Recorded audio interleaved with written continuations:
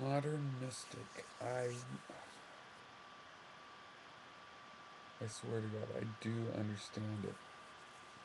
The thing is, there's a great analysis of Descartes' cogito, I think, therefore I am, that, um,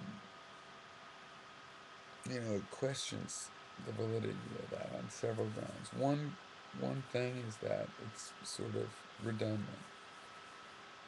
Um, I think, therefore I am. Probably the whole conclusion is implied by the word I, the existence. Might as well just say I exist directly. But the other thing is that we don't really know that I thinks. It's quite possible that I is the result of thinking. Okay, it's very conceivable. And in a modern context, that people don't really think of that.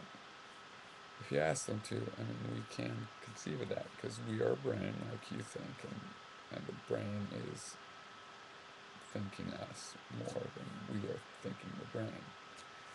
The brain's the material thing, and we are its thought. That doesn't mean that there is no I. It doesn't mean there is no will. It seems like you want us to choose to understand. There's some small role. The thing is, a lot of will is unconscious, and very much of it's influenced by our history. But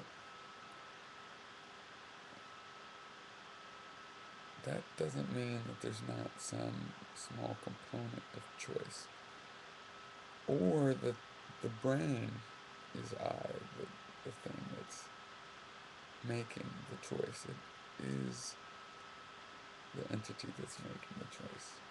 It's not some puppeteer, it's the brain itself. That's the idea. If the laws of physics allow matter to make choices, that's all.